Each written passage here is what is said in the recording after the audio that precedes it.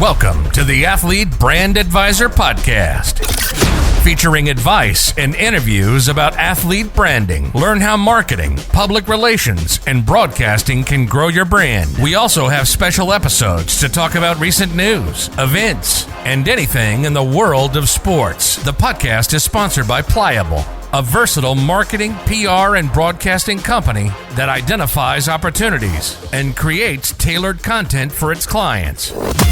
Now it's time to roll. Here's your host, Greg Glenn. Thanks, and welcome to the Athlete Brand Advisor Podcast. In this episode, we're talking about athletic administration and sports management. As we come to you here today, we are with Monique Smith. As we get ready for this episode, Monique's really going to be able to share a lot of cool ideas and ways that athletes can use their athlete brand to get into athletic administration. She's a leadership strategist, and she's also part of Seeds of Empowerment. She's going to talk all about that, and she guides athletic departments and sports organizations and individuals who wish to advance in athletics, administration, and sports management careers. And her company, Seeds of Empowerment LLC, she is a sports management veteran of over 30 years. Welcome to the podcast, Monique. Thank you for having me. Absolutely. I'm so excited you're with us because there's so many athletes out there that are always looking to advance their career. And I think that getting into athletic administration and getting into some of these colleges after they're done, even at their current college, is such a great way to do that. Let's talk about your career. How did you get into, the position you are in today? Well, it started out in the 8th grade. I was a scorekeeper in the 8th grade. And so I knew that the way a game brings community together, because I'm from a small town. And so I'm a person who's like promoting things. And so it was interesting in the 8th grade. You fast forward to my sophomore year in college, I majored in PR.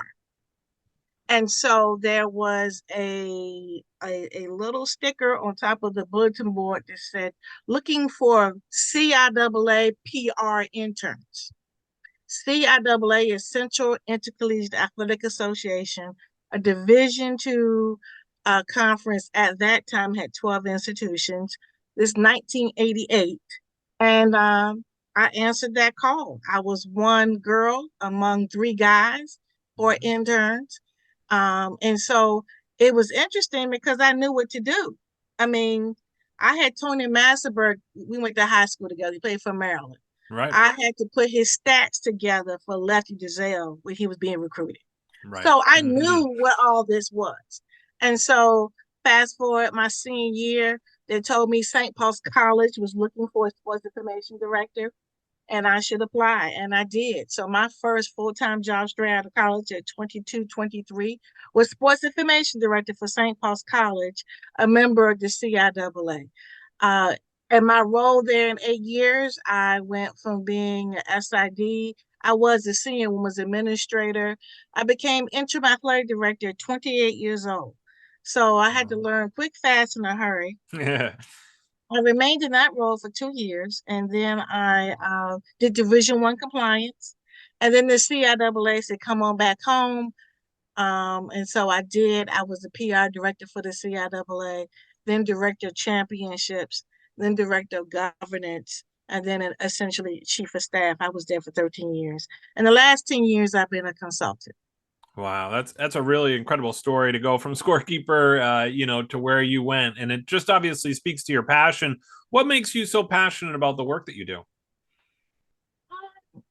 It is the leadership piece. It's seeing when you're promoting a student. It was really exciting because back in those days, I would write the story. And then I would send it and it would be published. And just to see the young people be so excited to see their name in print in their hometown. So beyond just where St. Paul's was, I was able to give them something that they did not have.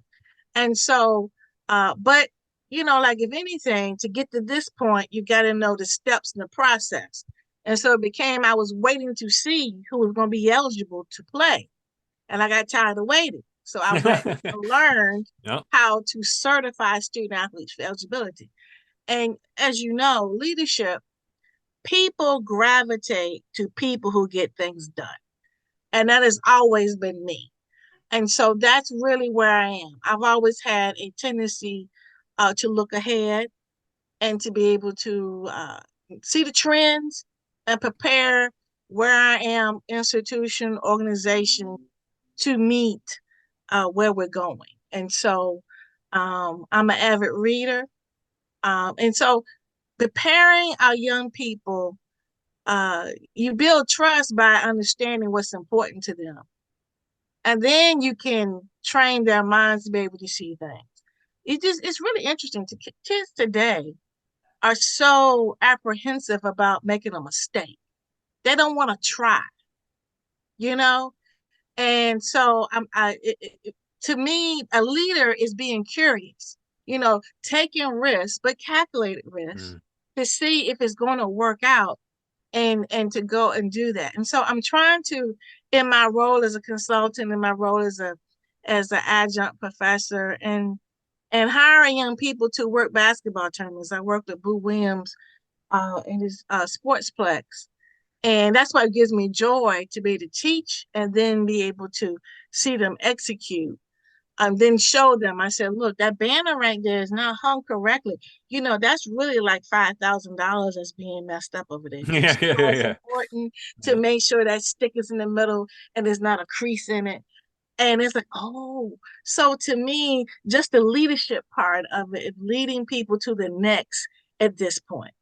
Wow, that's great. I love hearing that because I think there are so many opportunities, especially with name, image, and likeness, for athletes to take that calculated chance or that opportunity. And I wanted to kind of talk with you, obviously being in the world of administration.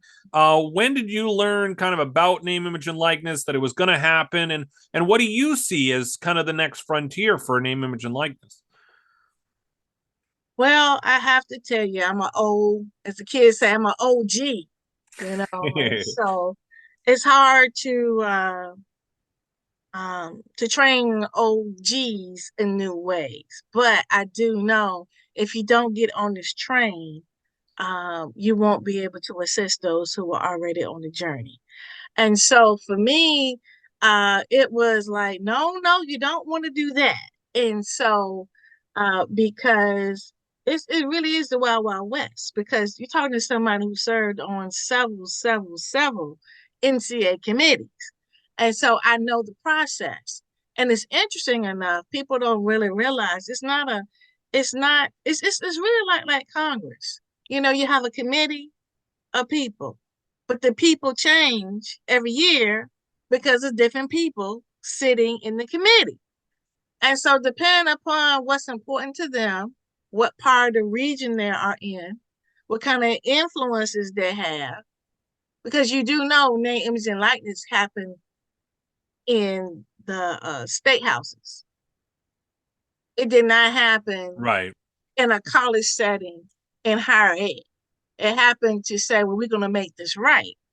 Well, and that's one reason why you have a new NCAA president that doesn't come from higher ed. He comes from the governance piece. Yeah. And so it's a lot of educating needs to go on to influence decision makers. And that's what I've always been able to do, is try to educate influencers to be able to influence the decision maker. So my thoughts on that is that our higher ed people need to become good friends with those who are making these votes. You got to educate them, not based on what they see by watching television. Okay? Not by, these kids need to have. You see what's happened with the kids need to have. These kids with these big deals don't even go to class anymore because it's not safe for them to go to class. So what you think you're doing is helping without giving resources. So, institutions are requiring it kind of goes into hand. Mental health is really big. Mm-hmm. So name, image, and likeness, let's just say you a lineman, okay? And you're not getting deals. But we all know It takes the lineman to make the quarterback look good, right? Yeah. So if you're not mature enough, how do you think that's working out? How do you think that's working out within the system? Unless somebody in administration is trying to, I can't say level the playing field, but it takes a lot more administration to protect the kid with the name, image, and likeness deal, being able to have everybody still work together. Now, in the workplace this happens, but we're dealing with mature individuals who already have signed a contract. Yep. And they know what they need to do to improve their income. It's not anywhere near that. We're not even close to that. So where they in, that's the administrative standpoint. All right. For the student athlete, okay. I just read a very interesting article about was it Kelsey Travis, the guy from Kansas City? His brother. Yeah, Travis Kelsey, yeah. Okay. And the guys that have it's not by design that everybody just woke up and they just like this guy. It was a plan to put him in front of different individuals like 3 years ago. And now he's blown up. You see what I'm saying? Yeah. So our kids, when they see that, and it wasn't just, and this is what I thought was interesting. They said they did not look to just put him where people were already getting NFL players. They looked for entities that were of interest to him and were unique to him. And I think for name, image, and likeness, if our student athletes look at it upon that, I think it's a hotbed for hometown connections. Yeah. No longer would you get in trouble if your local let's say sub shop, car dealership, right. The whole 9 yards. Wants to assist you, as long as you have somebody to write it up and you're straight. I got a young man, I said, look, I know you don't wear suits, but I bet you can make a nice little deal, wear some suits, take some pictures, and put it on social media, and you won't be hungry this year.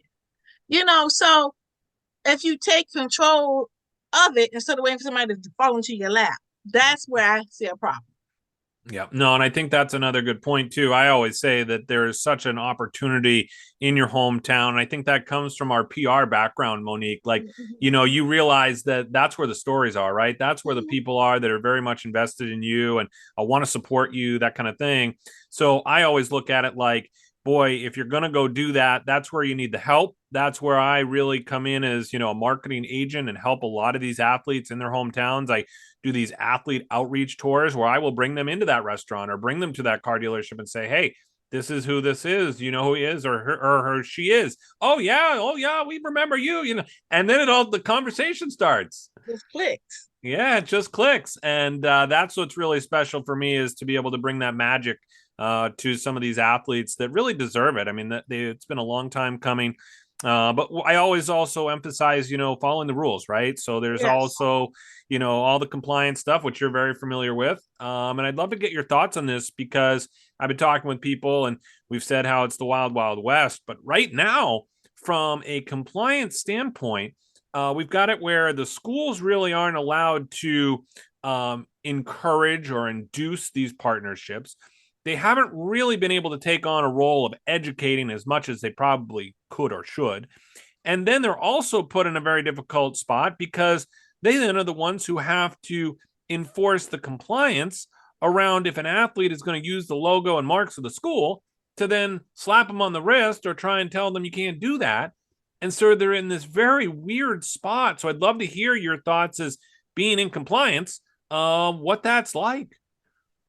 Well, my last role was a conference office for 13 years, so I have not been hands-on.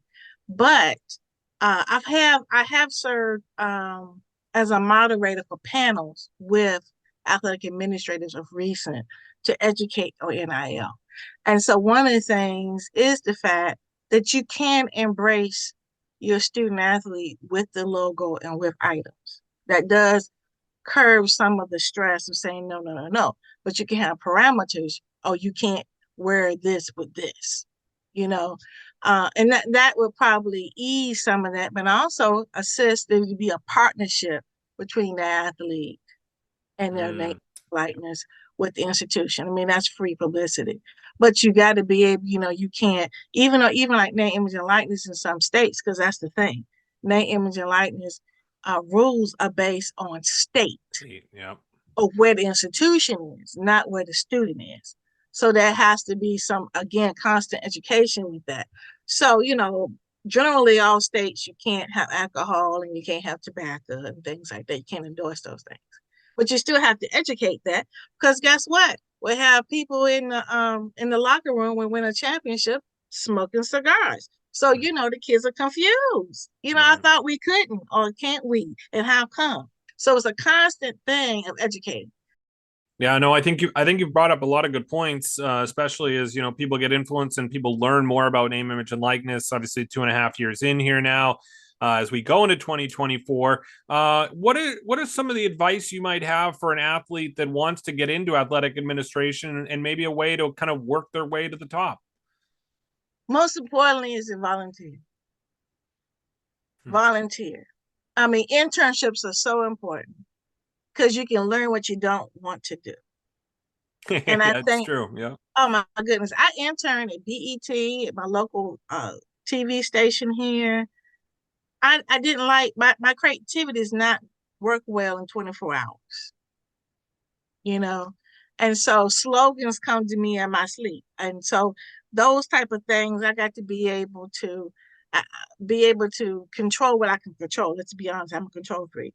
And so if I'm going to be a PR person to control the narrative versus somebody coming to me, and I tell people all the time, when they come to interviews, pick your 3 points you want to say, no matter what they ask you. Because I noticed, I'm associated with Hampton University. I was, as an adjunct. And so I had the students, I had like maybe 30 football players. And I have interns now with Boo Williams that are football players. And I said, and it just kept saying, well, they tried to trip me up and they tried to do, I said, well, did you decide what you're going to say before they put the mic in front of your face?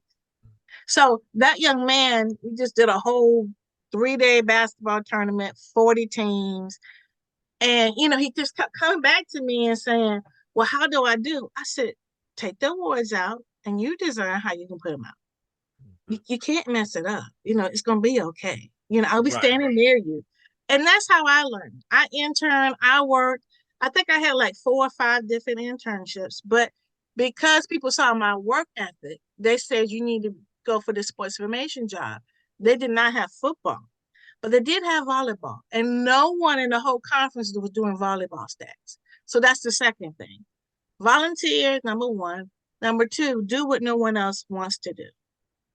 And so for me, being one of the first to do computerized volleyball stats after doing it manually in the 90s set me apart, And so for the women that I have guided over years, one is the EADA report, which is Equity Disclosure Athletics Act, which shows you where the money is spent with the women's program versus the men's program.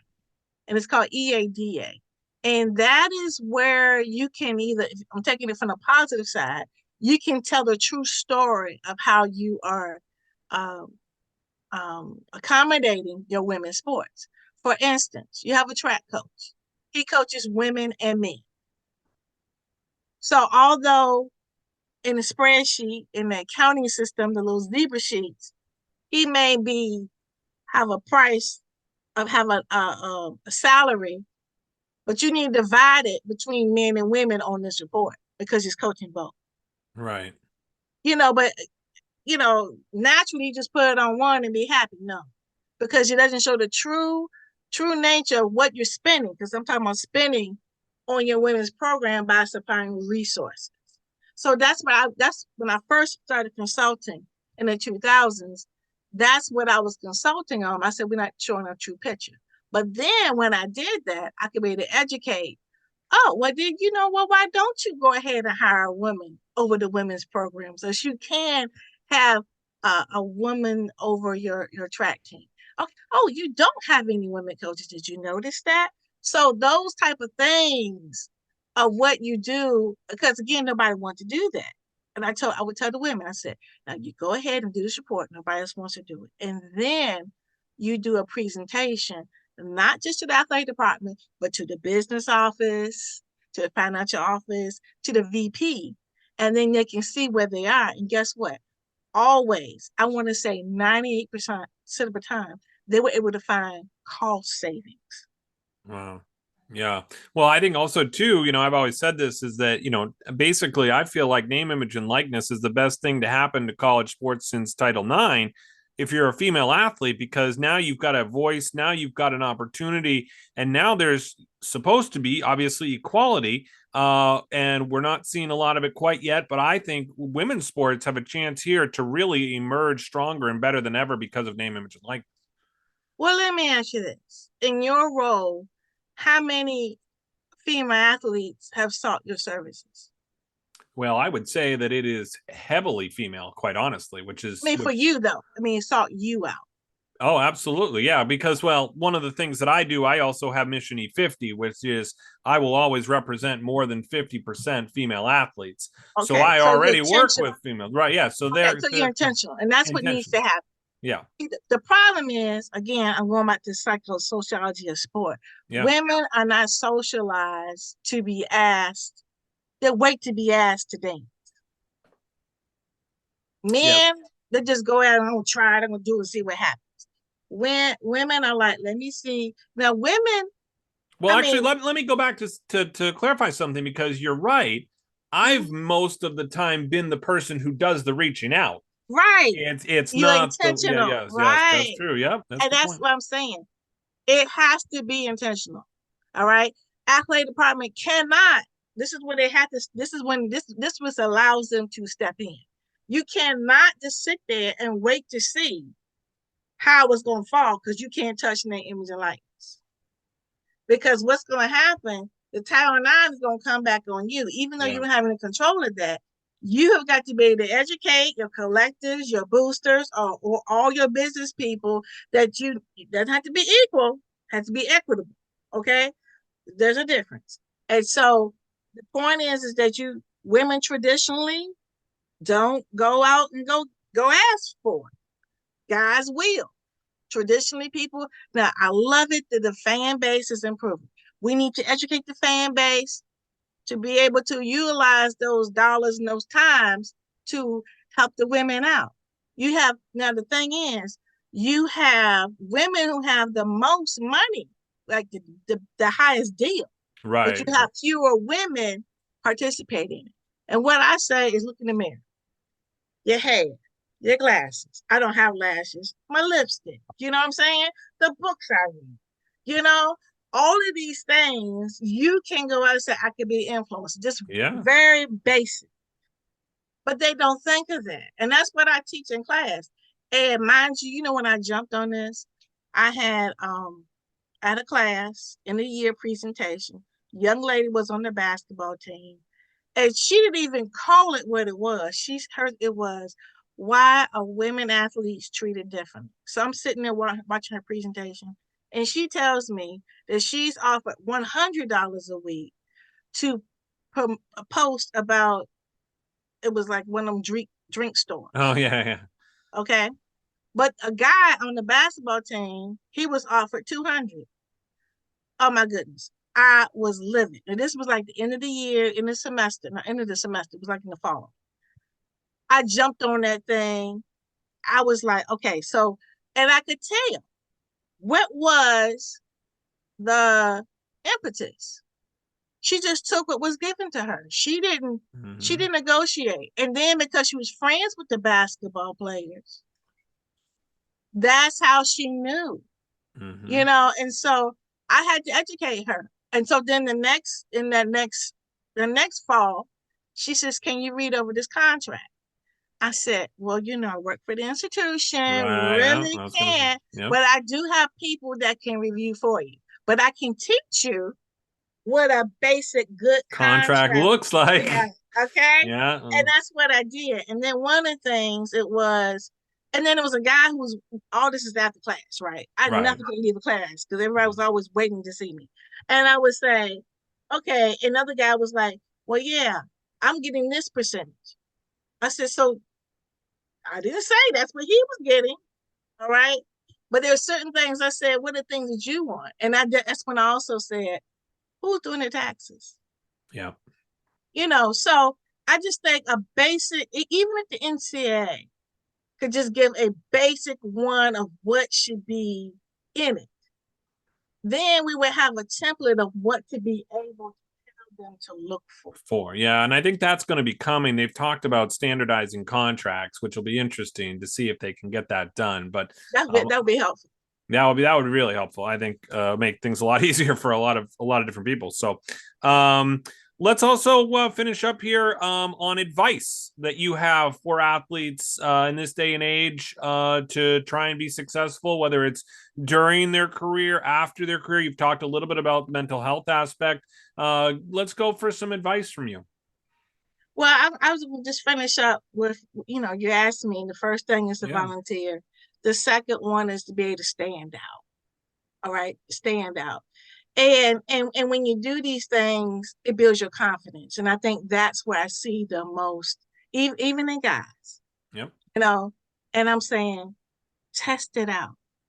If we were scientists, we wouldn't be so quiet about it, because we know you're gonna try it again and try it again. Yeah. And it just need to be like Einstein and just play around with it, or Ben Franklin, and see what happens. Just stay curious. I think that's what I would say. Yep. The number 3 would be to stay curious, and it's okay, because that's how. Mind you, it was somebody who said, "I want to try YouTube and I want to teach people how to kick the ball," and then he was told, "That's a no." Then he has a decision to make.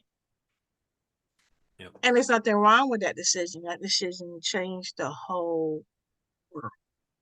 Yep, that's true. Let's go with how people can get in touch with you, learn more about what you do. Go ahead, share with us. Okay, well, I like to talk on LinkedIn. So my name is Monique A.J. Smith. Again, there are a lot of Smiths in the world, so this helps me to stand out. Well, I told you I stand out. So stand out. Yeah, that's right. Monique A.J. Smith. And then I do have a book that does cover my athletic administrative journey, and it's called, you can go get that at publicfiguremask.com. Yep. publicfiguremask.com. It talks about my beginning journey in this business as a Black woman in the 90s. And so I'm really glad to be able to do that. And then, as you, I think probably can't see, but I have several magazines out on Amazon, Significance in Athletics and Sports. There are 6 issues there. And then lastly, I have a podcast that I've had for a decade now, where I interview, actually this month, all Black women who work in NFL. Wow, that's cool. Very nice. Called, you can find us on chatinthegarden.com. Chatinthegarden.com. Great. Well, I've listened into that podcast. You guys do a great job. A lot of good energy, that's for sure. Thank you. Yeah. And we'll also put the link there that you just mentioned, the publicfiguremask.com. We'll put that in the show notes for everybody. So thank you again, Monique, for joining us, and the really insightful information, obviously, in your position and your role as a leader in this space, to be able to connect with you and share the education that we talk so much about, that's so important about name, image, and likeness. So really appreciate your time today. Thank you. It's been a joy to be able to share. Awesome. Well, thank you very much, everyone, for tuning in. I'm Greg Glenn, and stay pliable, my friends. Thanks for listening to the Athlete Brand Advisor Podcast. Be sure to check out the show notes from today's episode and catch up on recent episodes at pliablemarketing.com. We also encourage you to share topics and guest ideas by emailing our production staff at pliablemarketing@gmail.com. We love hearing from our loyal listeners and athletes who want to grow their brand. So jump in and be part of the podcast, because that's how we roll.